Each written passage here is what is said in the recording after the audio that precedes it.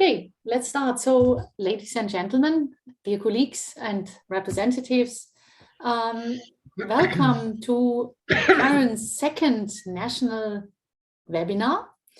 We've done one already on Spain, and the topic of today is Italy's power network towards a zero-emission future, the role of the grid and innovative technologies.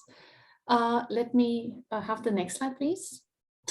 So we have an impressive set of speakers. I'm very happy to have Fabio Genoese from Terna today with us. We also have Riccardo Vaiati, who is from the Italian regulator ARERA, Joachim Balke from DG Energy, Christoph Maurer, Consentec, Jan Kostevts from Acer, Ercole De Luca from Areti, Catherine Winning from Smart Wires, Anders Scanlon from Heimdall Power, and Alberto Potocznik from the Florence School of Regulation. So you will hear different perspectives from our speakers on the topic that I mentioned. We know that the Italian NDP is currently, or has been consulted, is in its final phase.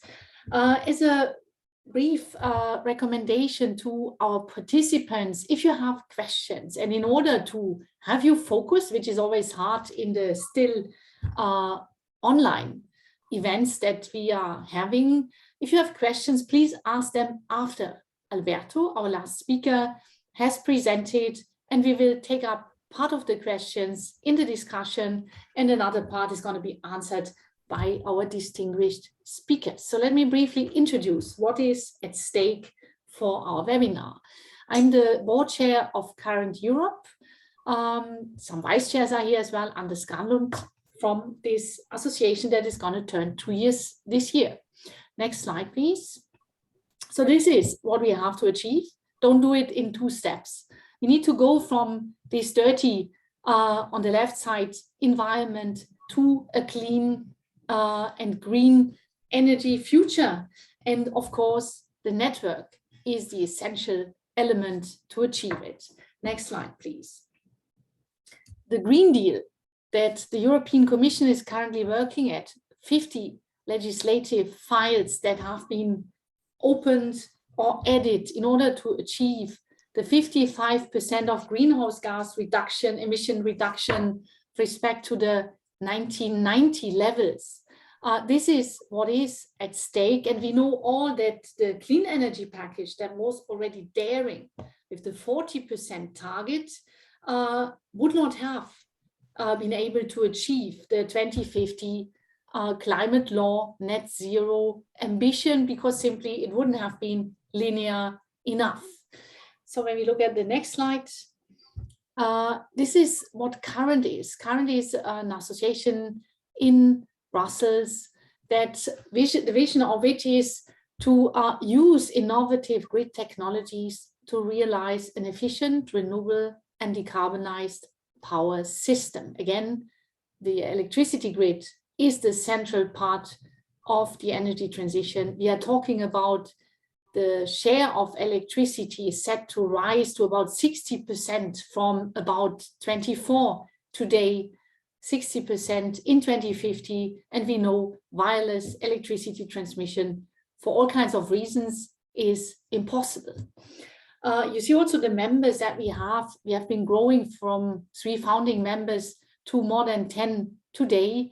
They are addressing the challenges of TSOs, of DSOs, work in the areas of dynamic line rating, of FACTS devices, of superconductors, of software solutions for the network. Next slide, please.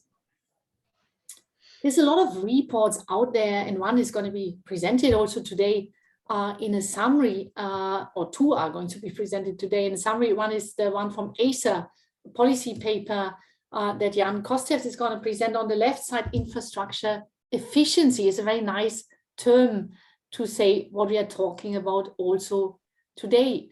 The report that was done in 2019 for the Copenhagen Infrastructure Forum has been analyzing in a very sound way how the regulatory frameworks in various EU member states are addressing innovation and security of supply in infrastructure, both in gas and electricity. Wind Europe, that seeks, of course, to deploy the needed potential of wind in the system, has done a paper as well looking at grid optimization, because they understand connection. 2 years is set as a deadline through the clean energy package. Curtailment as an issue with congestion need to be addressed in order to be efficient.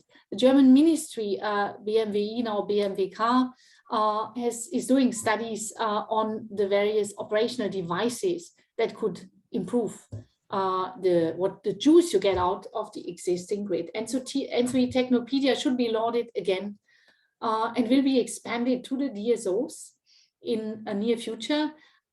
It is a compilation of 65 technologies and describes here what all can be done. So these are the reports that exist now, needs to be implemented. The NOVA principle is this approach that says optimization ahead of reinforcement, ahead of more grids, saying at once, we need all of this in order to have the grid that is needed for this very ambitious energy transition. Next slide, please. And here are the things that we believe are needed. The regulatory updates, the Energy Efficiency Directive, as well as the RED III, as it's called, Renewable Energy Directive, need to focus also on the optimized grids for 100% renewables, energy efficiency first principle, given the sheer uptake of demand, especially in electricity. Germany talks about going to 750 terawatt hours in 2030, up from today 480. How do you want to supply that power if you're not making best use of energy efficiency first? And we are talking here about energy efficiency in the sense of system efficiency. Digitalization is a clear no-brainer as well. And then we're talking about high energy prices. All this needs to be affordable for all the citizens of the EU. And I would like to applaud as well here the Energy Poverty Observatory that the European Commission is running, which is doing a very impressive job. So with this, I hand over to Riccardo Vaiati. And Riccardo is the team leader, quality and innovation of electricity infrastructures in ARERA. I think most of you and also of the participants know Riccardo, who is present since many years in the discussions in Brussels with CR, of course, at ACER level, and will now provide his perspective on the situation in Italy. Good morning to all. Thank you for the invitation to the event. Thank you also to Fabio Paterno for the previous speech. The challenge. Indeed, we are facing a challenge, and maybe I will ask please to go to the outline in the next slide. We are facing a challenge. And I would say that even not being fully aware of the energy transition, not being fully aware of the energy crisis, the energy price crisis. Several years ago, ARERA started an approach, maybe a different approach, to regulate electricity transmission network development by focusing on network development plans and on cost-benefit analysis of projects. Also, in parallel, we worked on transmission innovation, at the beginning with pilot project, and the combination of these two streams of work is currently leading to output-based regulation, and later I will describe shortly the outcomes of two major incentive mechanisms we put in place in the last years. So please go into the next slide. Our transition, let me try to call it or at least an attempt to a transition. At the end of 2015, we stated and strengthened the objective of prioritizing transmission investments, an objective which is, well, I would say fundamental today, especially in a period of high energy prices. to possibly keep, let's say, appropriate the level of transmission tariff to the transmission investments.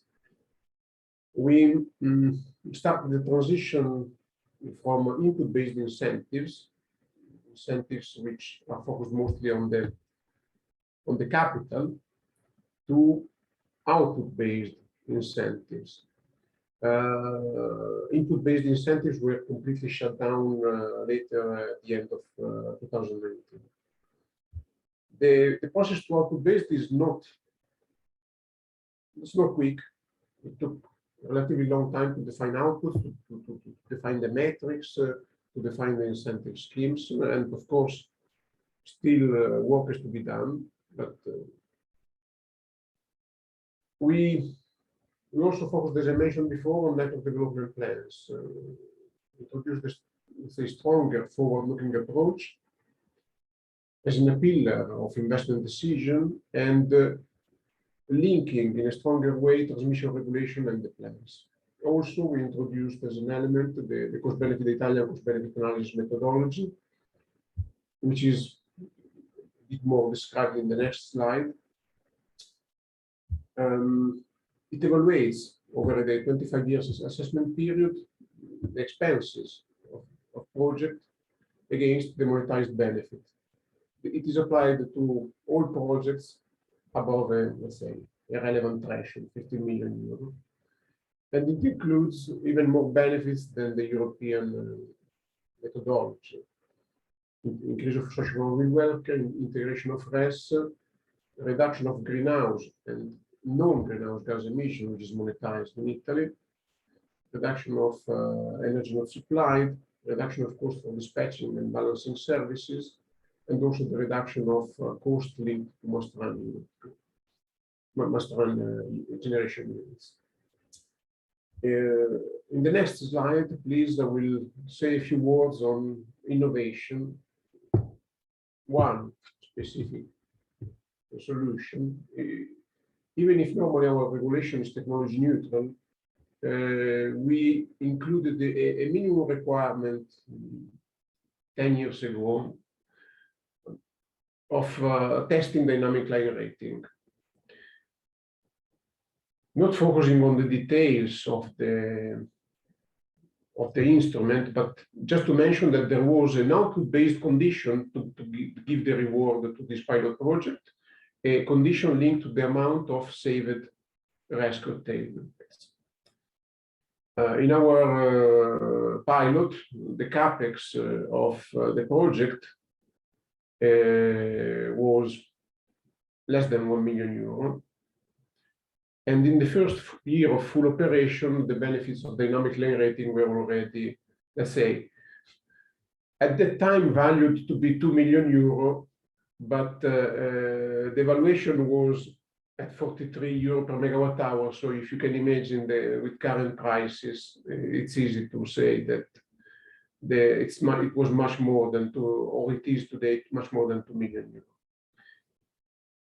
As I said, from the combination of the forward-looking approach on the plans and the combination of innovation experience from pilot projects, we moved to output-based regulation, which is described in the next slide, which I start describing in the next slide. The main concept is to promote all investments under a technology-neutral approach, according to their value for network users, according to their expected benefits. And the idea of the reward is to share a part of the benefit of network investment, either the gross benefit or the net benefit or a specific benefit category, between the final customers and the TSO, or leaving to the DSO, to the transmission operator, a relatively small part of the benefits. In the next slide, more insights on two main instruments. The first one, introduced in 2018, was triggering the increase of cross-zonal transfer capacity and also including cross-border transfer capacities. This was aimed at reaching a target capacity level without rewarding capacity beyond the target capacity level, which is to some extent an optimized level according to TSO studies. The second incentive was introduced the year after, in 2019, and it is an incentive to reward the reduction of expenditures, of capital expenditures, compared to a standardized CapEx for traditional network reinforcement. And in the last slide, I give you the first results of this this combination of mechanism. From the beginning of 2021, Terna increased the consonant capacities on 4 internal sections. And this was done by using low capital measures, innovative measures, like particular special protection schemes involving RES, controlling RES, and including RES in the flange plan, dynamic line rating again, removal of limitation, removal of limiting components on specific lines. On the 4th section, the transfer capacity increased by about 1.5 gigawatt. The total capex was above, but not significantly above, 5 million euro, while traditional network reinforcement would have costed, according to the estimates from project analysis, from the plan, and from other sources, in the order of 700 million euro. Net present value of the estimated benefit associated to these capacities, well, largely above 1 billion euro. And recently, with the regulatory decision of January, we assigned rewards to Terna for a bit less than 150 million euros. Thank you very much for your attention, and we welcome any questions later in the discussion. Thanks a lot, Riccardo, for talking us through this change of ARERA's approach. Output-based incentives have been added, the innovation pilot projects. So it was a very interesting summary of what ARERA has to offer, and I'm very much looking forward to the discussion at the end. We are moving now to our next speaker.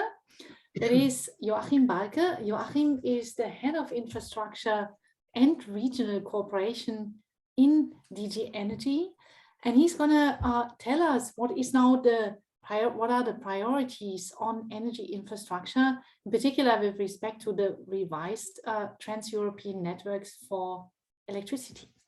Joachim. Thanks very much, Susanne, for the invitation, and it's a pleasure to be here and have the occasion, indeed, as you said, to perhaps give a brief outline, or at least focus on a couple of elements on which we've agreed very recently in the context of the revision of the 10E regulation. As you said, Susanne, there is now the probably biggest legislative package ever out there under negotiation, the Fit for 55 package. The 10E has been proposed and agreed on before that as a precursor to this main package. And I think the key reason for that is basically a recognition of the not only of the role of infrastructure in enabling that Green Deal, but also of the particular challenge in, let's say, doing that at the required pace. Because I think it was Fabio who pointed to the long lead times which we have in developing infrastructure, and quite clearly, this is one of the key challenges when we look at what's the key message of the Fit for 55 package, which is basically one of acceleration of the enormous change in the energy system, and more particularly in the electricity system that will be needed. And quite clearly, that's pretty much at the heart of the revision of the 10E regulation. That particular challenge of enabling the integration of a much accelerated expansion of renewable electricity in particular wind and solar, into the electricity grid. Of course, there's a sector integration dimension, but I mean the electricity grid clearly is sort of where the most immediate challenges occur, and that's why this is also very much at the heart of the revision that we've done.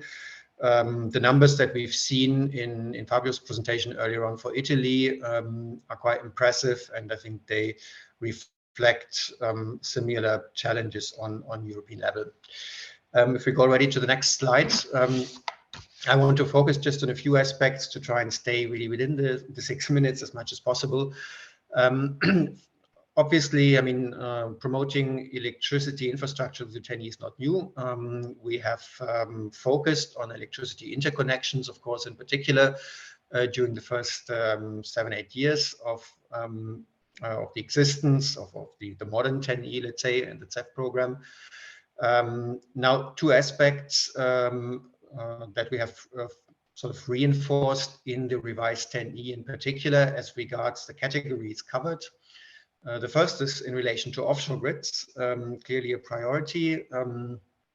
Interesting to see here, by the way, coming back to Fabio's presentation, that even in Italy, which indeed so far perhaps has not been one of the front runners, if we look at actual grid connection requests, it seems that there might actually be perspectives for a more rapid expansion of offshore wind than perhaps anticipated.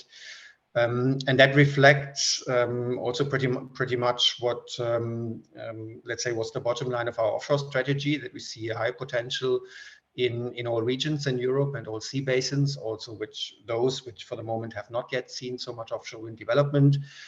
And that does trigger specific challenges. First of all, in terms of, let's say, coordinating the grid developments on a sea basin level. That's why two of the main innovations in the TEN-E relate to that. On the one hand, this is the obligation for member states to basically come together in the sea basin formats and agree on what I would call a joint vision on the goals they want to pursue in terms of renewables development. And then secondly, the obligation based on this vision to create an integrated offshore development plan. This is now going to happen as part of the TYNDP to be piloted by ENTSO, but as a sort of separate exercise in that context. So this is the sea basin dimension, if you like, which we've tried to strengthen. Secondly, then, as regards the scope of projects to be included, now this has been also clarified to the extent that clearly hybrid projects, as we had originally proposed, are now covered. Secondly, this is an element which was then brought into the negotiations from the side of the Parliament. This now also includes radial offshore connections to the shore under certain conditions. So in other words, there's going to be wider scope of infrastructure elements which will be covered in the area of offshore in the future. Last remark on offshore, also an important aspect here is the need to accelerate permitting, of course, and the particular focus here lies on facilitating the permitting process for integrated projects. And here, what we have agreed on with the co-legislator is that there should be project-related single points of contact for such more complex offshore PCIs in the future, which will hopefully facilitate and accelerate their realization. If we come to the next slide, the second element in terms of electricity infrastructure that we've tried to reinforce in the revised TEN-E refers to smart electricity grids, which have been already a priority, albeit it is true so far with a limited number of projects on the list.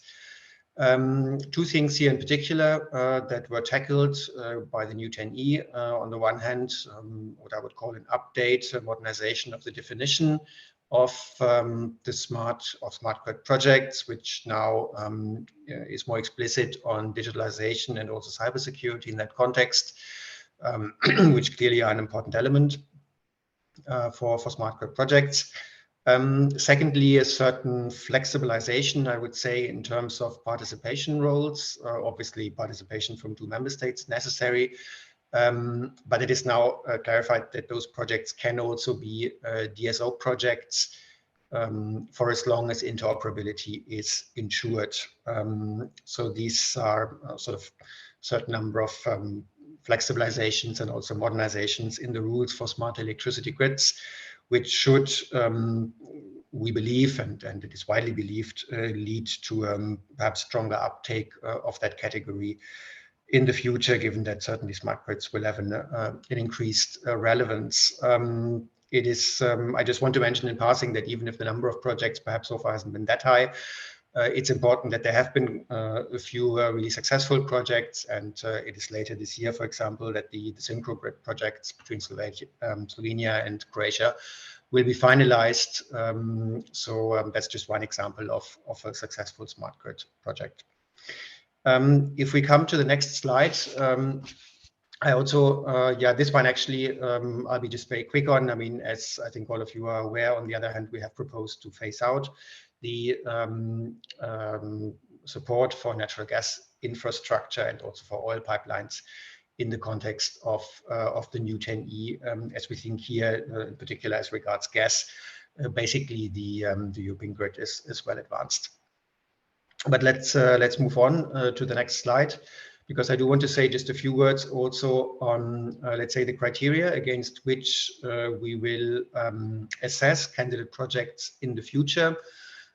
2 elements here that I want to highlight. The first is on the sustainability criterion.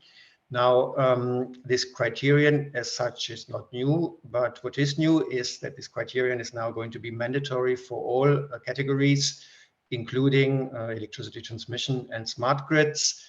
And concretely for those criteria, for these categories, this will be reflected as the ability of the project to facilitate renewable generation integration into the grid. So this is the core of what we will measure under the sustainability criterion. And I think it's obvious that all electricity projects which have a vocation to become PCIs in the future should obviously contribute to this project. And the degree to which they contribute will also be reflected then in the ranking of those projects. That's on the sustainability criterion. And then the last point, if we move to the last slide already, is on what we call the energy efficiency first principle. In the context of this webinar here, I think also perhaps important to say just a few words on that.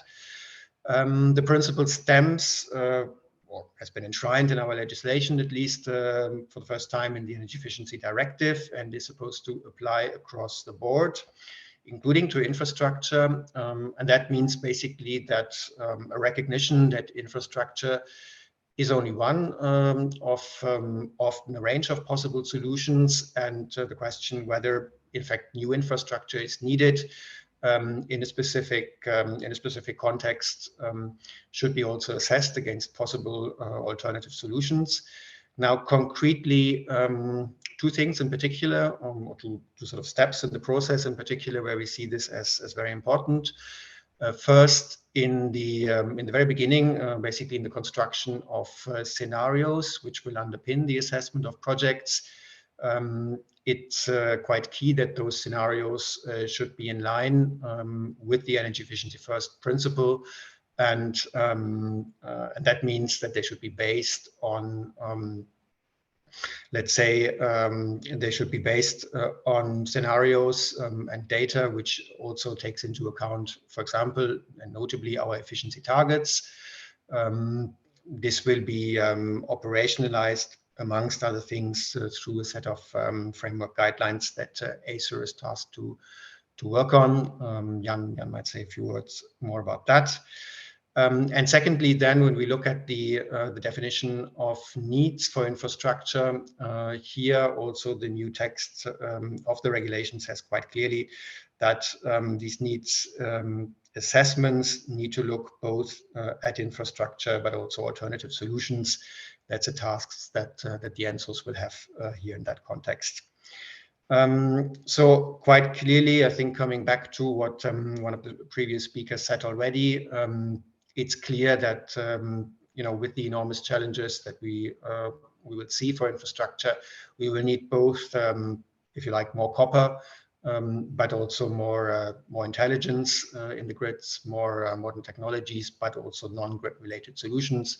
So it's certainly not an either-or, but it's a question of finding the, let's say, the most efficient solution in a particular context. That's the main elements of the review of the TEN-E regulation that I wanted to just briefly touch upon here in a few minutes.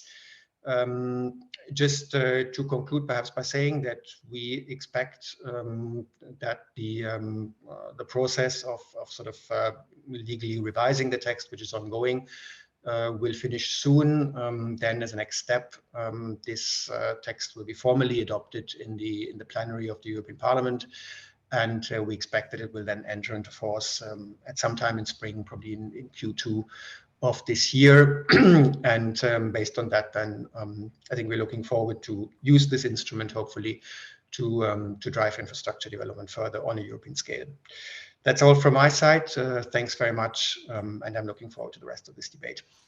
Thanks a lot, Joachim. And I think also congratulations that you achieved this quite intense and really complex update of the TEN-E. Many new elements now came with your presentation, the one on permitting that is also in RED III, the smart electricity grids, DSO, which is more and more important indeed. Hydrogen is maybe not exactly what is on this agenda, but it's extremely important, of course. Sustainability criterion, one might want to ask the question if there's a possible trade-off or a need to come to new synergies between environmental legislation and the uptake of renewables as foreseen, but that's probably for the discussion after. So thanks a lot for this great presentation. More copper, more intelligence. I think that's what we also believe. And I hand over now to Christoph Maurer. Christoph is the managing director of Consentec. I think also most of the audience and speakers here, of course, know Consentec, which is one of the leading European consultancies. Christoph and Consentec have done a study that current commissioned to Consentec, looking at the combined benefit of grid enhancing technology. So Christoph is now going to summarize what is the outcome of this study. Okay, thank you, Susanne. Thanks for having me. Welcome from my side. So we are already running out a little bit of schedule, so I'll try to limit my remarks to let's say the main findings of our study, which was recently published. And I think we heard from the past contributions already that having infrastructure ready for grid integration of intermittent renewables is one of the crucial success factors for the energy transition. And we find that in a lot of our work. And Ricardo already introduced us to a very interesting example where the application of innovative technologies yielded a very high benefit within the Italian system, at the same time having only very limited cost. And within our study, we tried to assess that a little bit more systematically, and we considered a 2030 scenario for let's say Western Central Europe. And within that scenario, we compared the cost to mitigate congestion or to manage congestion and the effects of rest curtailment in a reference scenario with only limited deployment of innovative technology. So there was not no deployment of these technologies, but relatively limited, and compared it to an alternative scenario with a large scale deployment of these technologies. So in particular, we considered 3 technologies here, which was dynamic line rating, which was load flow control by FACTS, so by MSSSCs in particular, and the application of superconducting cable systems. all these technologies represented by the members of Current here, and they have some, let's say, differences in maturity level, but at least two of them are already more or less readily available on the shelf and could be deployed tomorrow in today's transmission systems. And what was quite interesting in our study is that we could confirm that each of these three technologies could contribute to mitigating congestion to a very large extent. So that large-scale deployment of these technologies in each scenario reduced the amount of congestion and the amount of rest containment needed to keep the system secure by let's say roughly 40 to 55% to 50%. But what might be even more important was that these technologies not only individually contributed to a mitigation of congestion, but they also showed some kind of complementary behavior. So it was not that let's say the combination yielded in significantly lower or it didn't scale up well. Instead, we found that the combination of these technologies resulted in a scenario where we could significantly, and in that very particular scenario, reduce congestion by roughly 90% and ended up with a 2030 system with only very limited need for rest containment and for redispatching and congestion management and remedial actions. And I think that's very promising. So on the one hand, we have here very interesting technologies which can contribute to reducing congestion and integrating intermittent rest. But we also have that I think for the first time that proved that these technologies behave in a rather complementary manner. And I think that is obviously here in that study that the evaluation was done for Central Western Europe, but I'm quite confident that the general findings are also valid for other regions. So everywhere where we have to face the challenge of RES integration and deal with the, let's say, demand for transmission infrastructure, those innovative technologies will help to contribute to the energy transition and to foster RES integration, and by that also reduce the costs for congestion management and increase the economic efficiency of the energy transition process. What I think is rather important to state here, and I think I'm totally aligned here with all Current members, is that these innovative technologies are not a substitute for grid expansion. So grid expansion is needed, and I think Fabio's figures were quite impressive there. And we need a lot of grid expansion to deal with the challenge of let's say, massive amounts of RES, which will have to be built over the next decades. But we will also have to face the challenge that grid expansion takes time, that we need additional flexibility to what is possible by grid expansion. And that should mean that we have to look at innovative grid technologies on the one hand and on grid expansion on the other hand. So it's not in either or, it's not a one side or the other, but it's both. We need both grid expansion and those innovative technologies to mitigate congestion and to face the challenges or to deal with the challenges we have to face. That might contribute to a, let's say, more efficient, less costly energy transition for all of us. And I think that should be my main message here. I will, after the presentation, leave a link in the chat for those who would like to give a closer look to the study. So I'll send a link to the PDF version, and I'm happy to, let's say, answer all your questions in the discussion afterward. Thank you. Thanks a lot, Christoph. Exactly. So we have also opened the chat for questions now. I see, as you said, Christoph, we are coming now in a kind of a competitive approach against time. I would like to ask all following speakers to really respect the time that you are given, that we have time for a discussion. The next speaker now is Jan Kostetz from ACER. And Jan has been authoring a paper with ACER last year in November on the efficiency of energy infrastructure. Thanks, Susanne. Let's just very quickly jump into the slides. Thanks. Okay, I'll be very brief on this one. I think this was mentioned quite a few times. So we need to be, of course, expanding the grid quite a lot. I think many figures show that we need to, well, at least double the rate of investment comparing the past decades to the future decades. And I think what we should also be doing, of course, is doing it as efficiently as we can, using the grid as efficiently as we can, And the question we try to answer is why are we not in Europe, I mean, being overly efficient in that sense?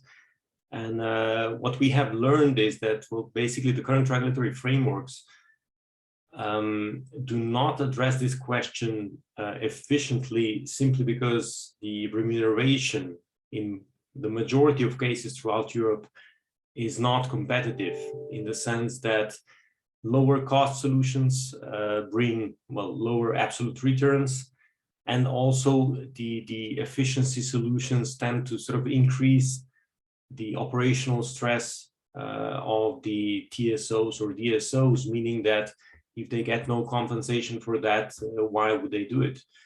So this question, I think, is to a large extent answered by ARERA and what they are doing, but they are in a great minority in Europe, I think, and this is something that the rest of Europe would need to most likely copy more or less from the Italian colleagues. Let's move on to the next slide.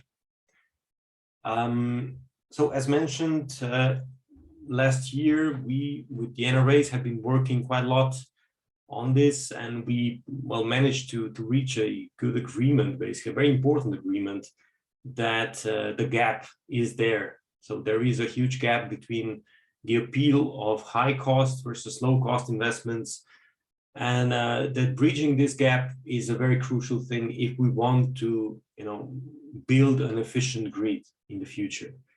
And the infrastructure efficiency position paper Susanna mentioned a few times, and you can all download it and read it from our website, identifies two main activities, so two main streams of work that together with the NRAs will focus on this year and hopefully get some meaningful conclusions on it.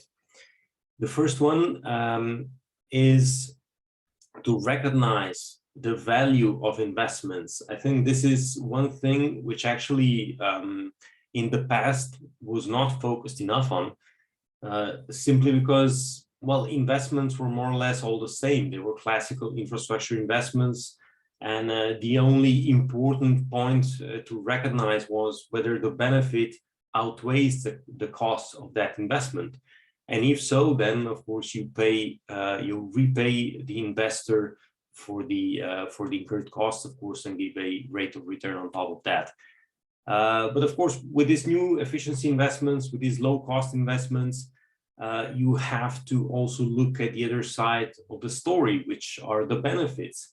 So you have to understand the value that investments bring, because repaying the costs is simply not sufficient.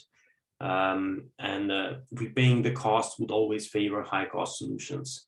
So in that sense, we fully agree with the approach of ARERA that benefit sharing is the way forward. So the benefits between the investor, the TSO or the DSO, but also, you know, of course, any other regulated entity might be considered here. Sharing this benefit between them and the consumers, who of course at the end are paying for all investments, this is the way forward. The second stream of activity is a bit more systemic, and that is the key performance indicators. That would offer a good systemic overview of how well let's say the system is doing in terms of achieving certain smart, ambitious targets. And this is, of course, something to be developed. You can also link systemic incentives to such key performance indicators.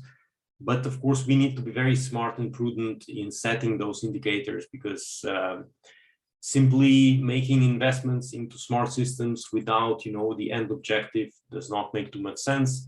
So we need to have something very measurable and achievable. And of course, yeah, we need to be smart in setting those objectives.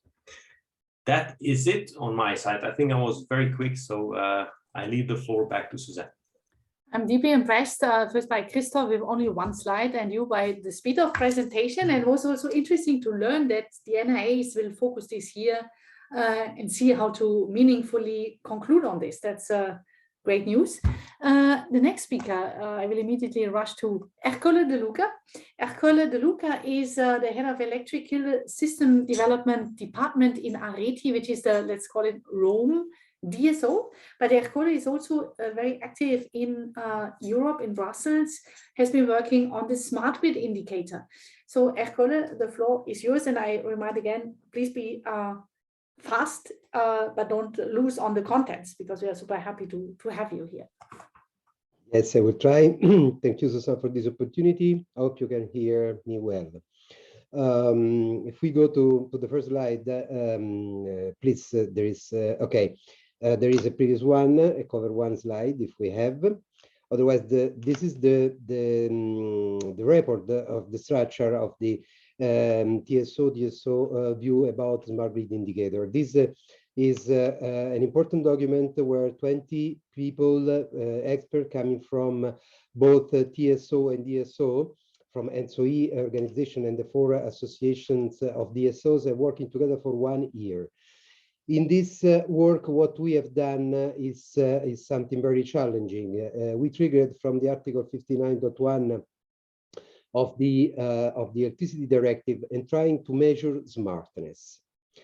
Measure smartness is something, of course, very complex, and here we try to find out a way, a philosophical way and a mathematical way to do it. That's due to 2 reasons.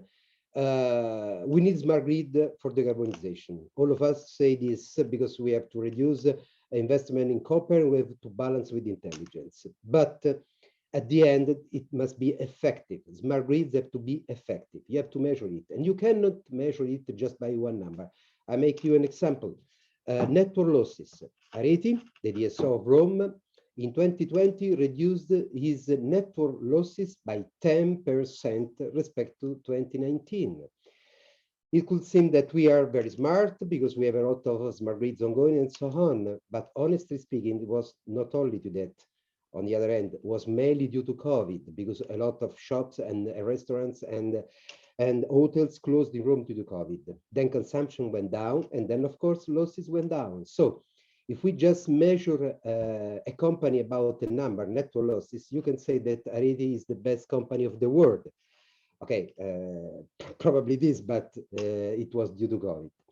But still you have to measure the performances. On the other hand, if you just look at smart grid like mounting and installing a lot of components, you can say, wow, you are very smart. But if you are not able to measure how much these components, these electronics, this intelligence contributes to decarbonization, contributes to include renewables, contributes to reduce the CO2 emission, of course, you are out of the scope. So in this study that you can download from the 4 DSO Association websites, so here I'm just giving you the results, we built up a mathematical method to put together efficiency, to put together a system to measure smartness from both an output-based point of view and, of course, a skill point of view. Next slide, just a few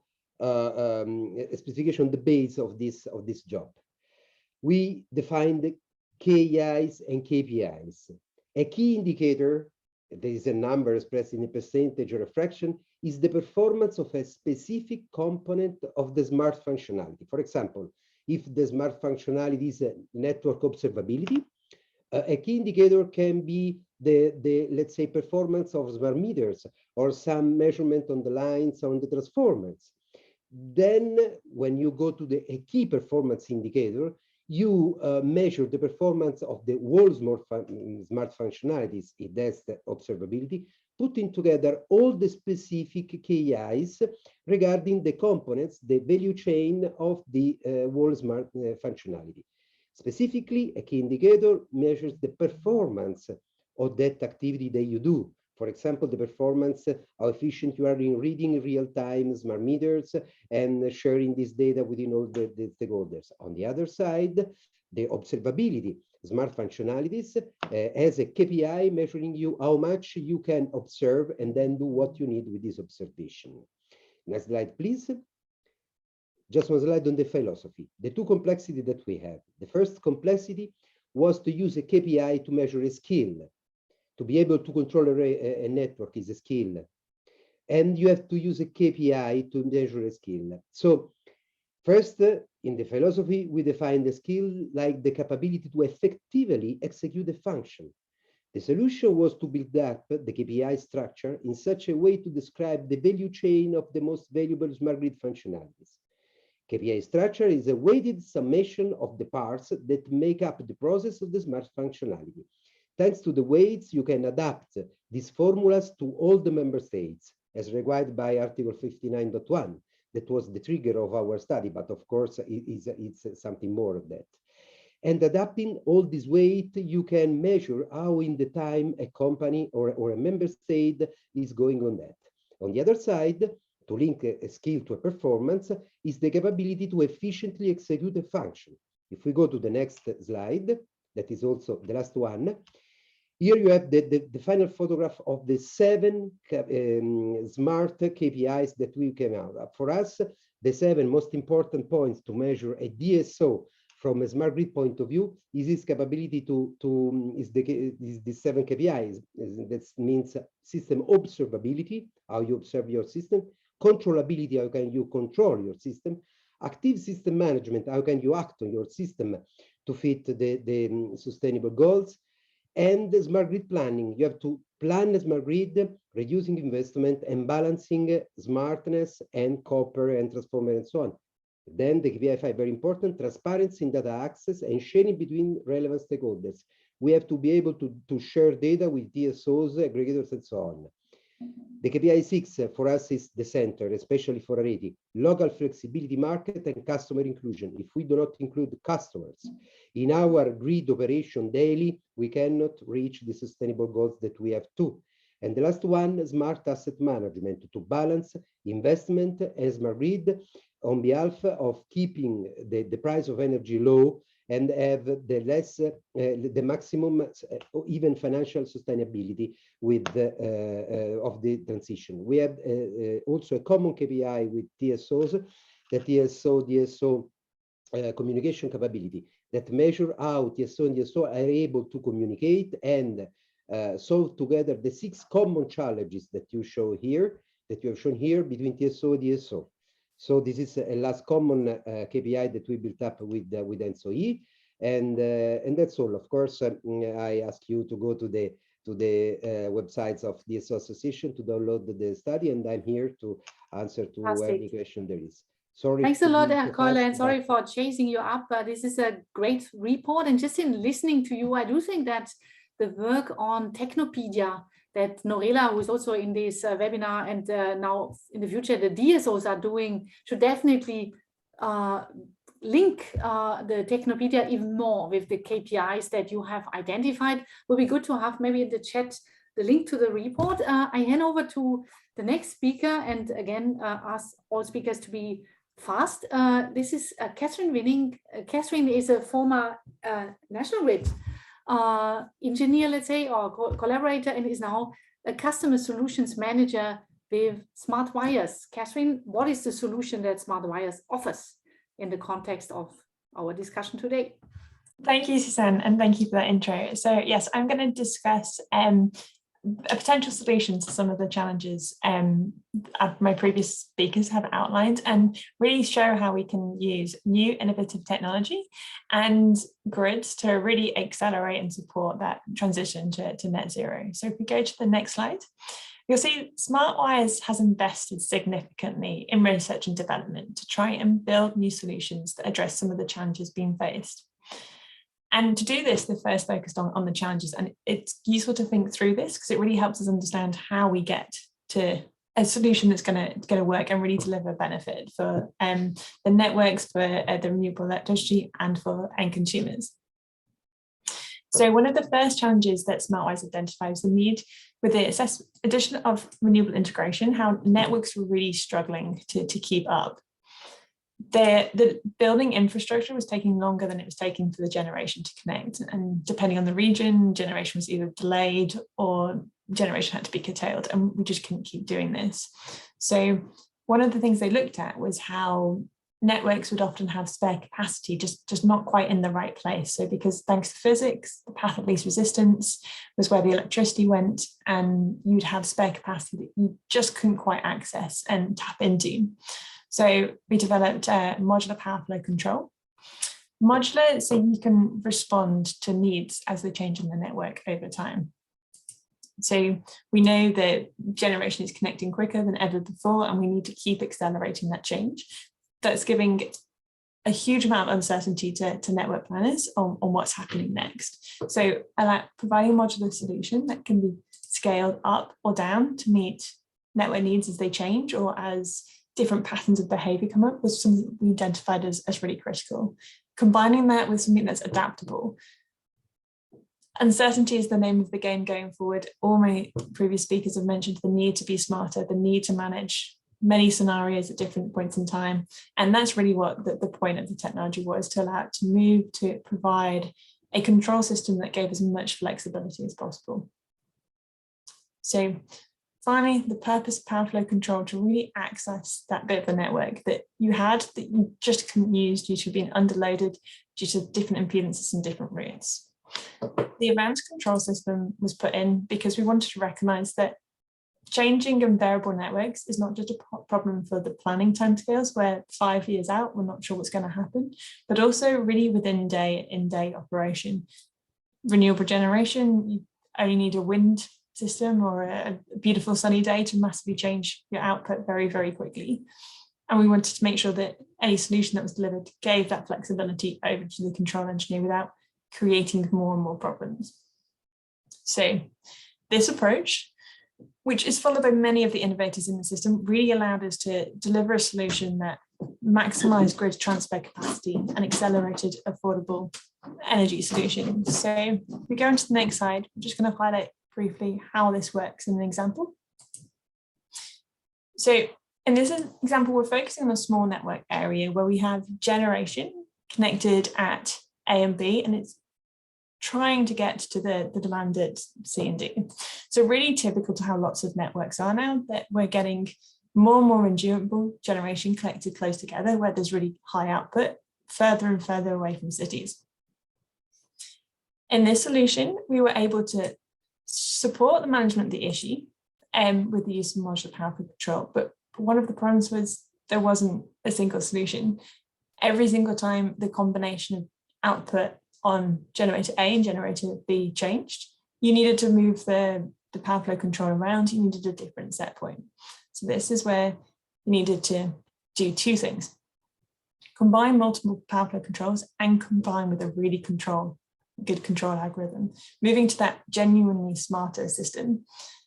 This solution meant that you could have a long-term solution that would work and you could scale and move over time as the generation output from A and B changed, but also provided that flexibility to the control room and to the control engineers who in day knew they had an algorithm that would manage the solution, get this all into control, and it was one less problem for them to deal with, and they can worry about managing the rest of the network and all the other challenges that come with renewable generation.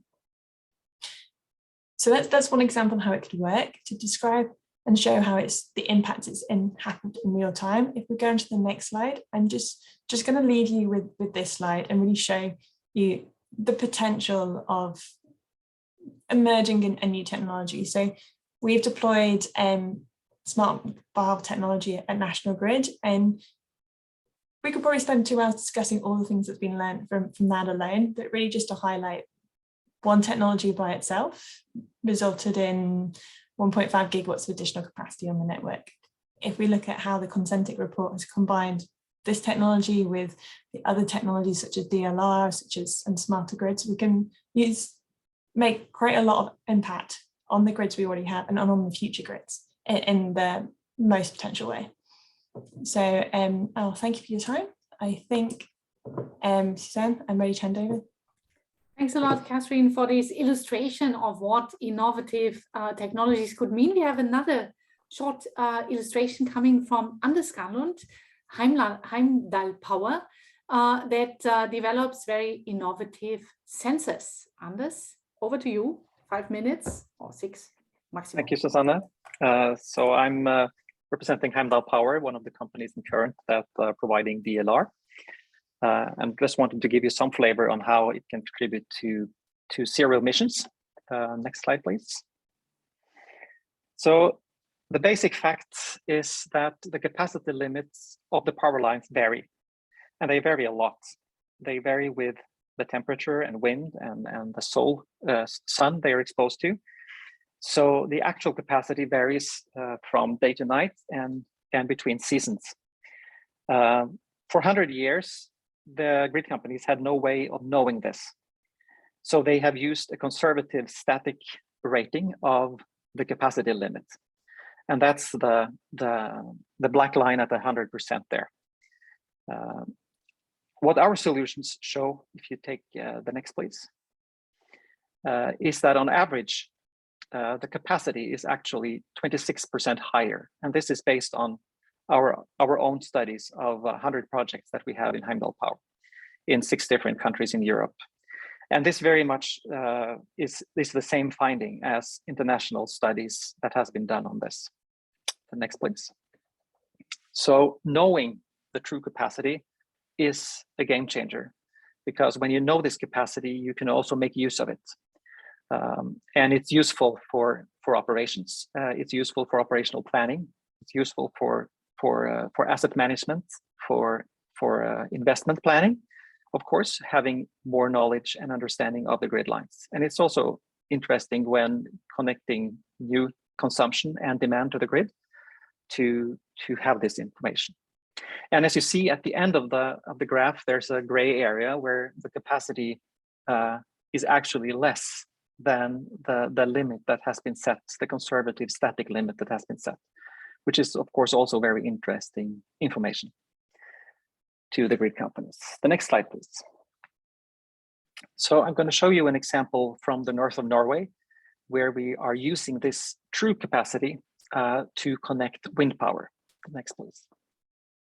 So the challenge there is that there was a wind park planned with a maximum generation of 250 megawatts, and the power line connecting this wind park to the more meshed network could only carry 190 megawatts. So the obvious solution then is to invest in grids to make this work. Next, please. So, but in this case, the grid company applied our sensors that we call neurons. They put 15 of them on their grids on this line. We have a cloud-based solution with algorithms and machine learning, so they could really get better understanding of their grid lines, how it operates, how it works in different conditions. So they decided to not invest. And the experience shows that the true capacity limit is 240 and not 190.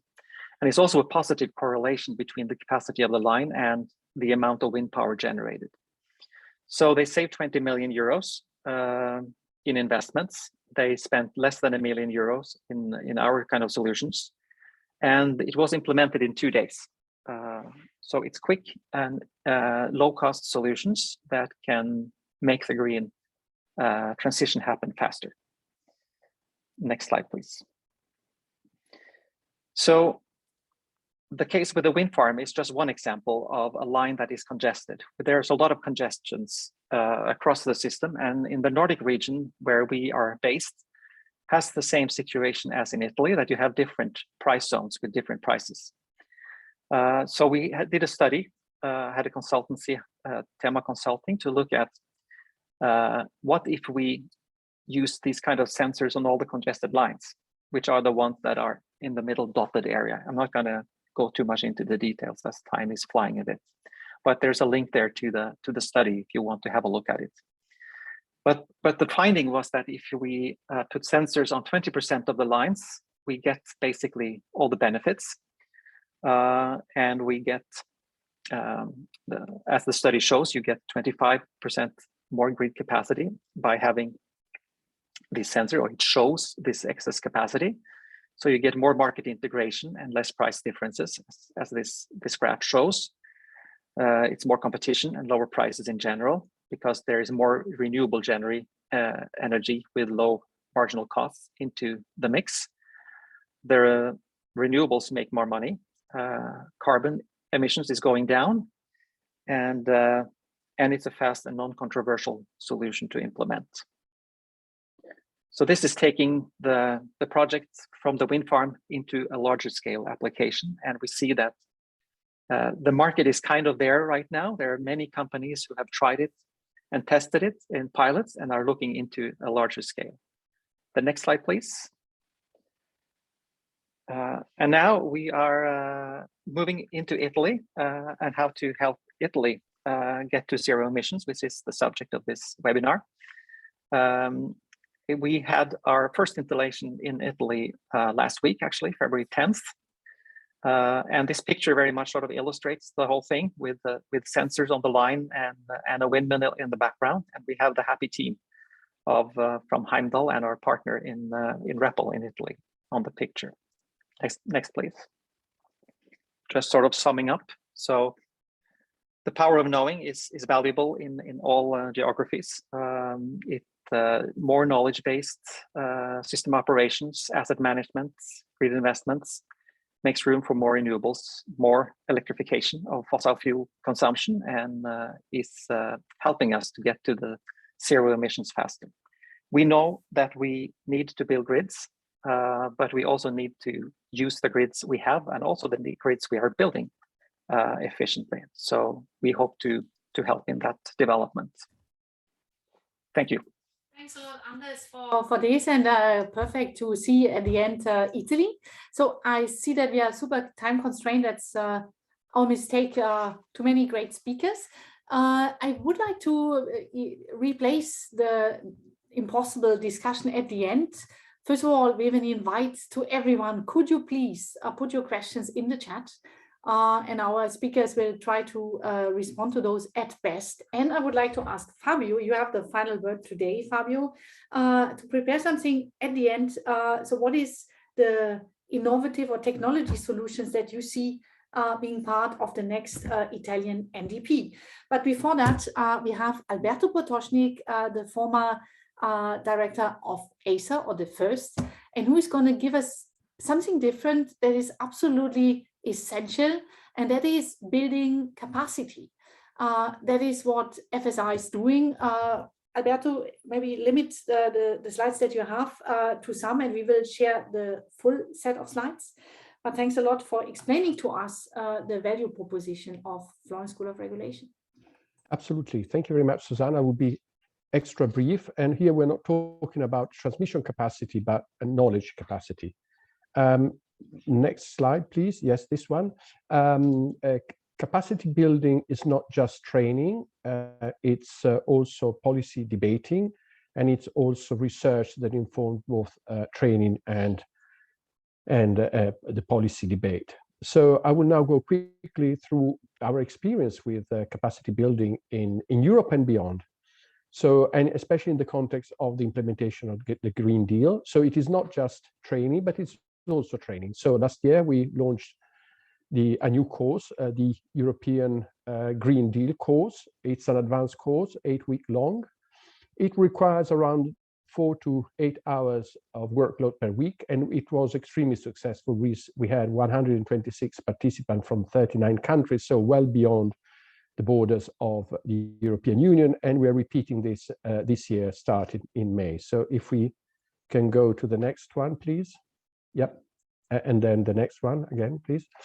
Indeed, we have more courses looking at a much wider audience, and we last year we had almost people attending our courses from almost 100 countries, from Albania to Zimbabwe, and we're very happy that we are able to share our experience in Europe and much beyond that. If we go to the next slide, please. This is our portfolio of courses. As you see, there are some which are directly linked to the Green Deal course on the left-hand side. These are our community courses, the larger one, but also we have some more intimate courses, and one on green molecules, which is obviously very much part of the transition. Anyone who is interested in, I will give you the details on how to be in touch with us later on. Next one, please. We also promote knowledge sharing, capacity building through workshops, and this is the program of last year. As you see, there were couple of workshops on infrastructure, others on the integration of hydrogen and on incentive regulation. So we're trying to cover both old and new topics. If we can go to the next slide, please.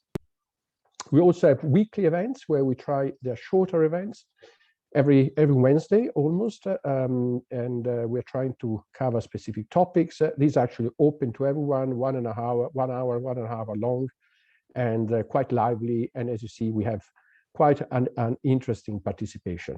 My final slide, so that we'll have a few minutes. Here, how you get in touch with us. Please register for our newsletter so you're kept informed of any development. But we are also on social media, and please visit our website. There is a lot of information, including a lot of resources which are freely available, open sources, because this is what the school is about, sharing knowledge widely. Thank you very much. That's all. Thanks a lot, Alberto, and we will include the full slide pack of this very impressive Florence School of Regulation that you joined, and that's good for the school as well, in the slides that we publish on the website. So thanks to all the speakers and their effort. We have 2 minutes left. I asked one question to Ricardo. I see a lot of questions also now in the chat. There was a good summary that many of us share still this question. We are 2 minutes over time, but we can afford it. Joachim, do you want to say some words on the permitting that is in the cooking? Because that's, of course, one of the big challenges these days. Yeah, thanks very much, Susanna. I mean, this is a subject which probably requires a different webinar, and it's a little bit difficult to address in the 2 remaining minutes. And I don't want to preempt the work which is ongoing on the permitting on the renewable side. So perhaps really just by way of a general sort of conclusion on the grid side. I mean, I think the link to the permitting question is so crucial, because it links to the last thing that Fabio says, which is the time is of the essence. And I mean, it is simply a truth. I mean, everybody says it permanently, but it's still true that this is largely because of permitting, and especially also on the grid side. Now, the question how to address that is, of course, tricky for us in particular, because I mean, there is a sort of let's say delicate balance between the competences on European, national, and in fact regional and local level. All of that is well known. I mean, just to pick up on one point, I mean, we have in the TEN-E regulation already since 2013 a time limit for the permitting procedures for transmission lines, for PCIs. But that being said, there is still significant number, it's reduced, but there is still a significant number of important transmission projects, PCI projects, which are delayed. And one reason for that is, for example, that in spite of those time limits, you can have court procedures. And I mean, we all want to continue to live in countries with the rule of law. So we will continue to have court procedures, or at least the possibility for such. I mean, we've tried to address this in the new TEN-E through specific rules saying that, for example, if you have expedited court procedures in a country, you should use it for these cases. That's all good and well, and we hope that will help.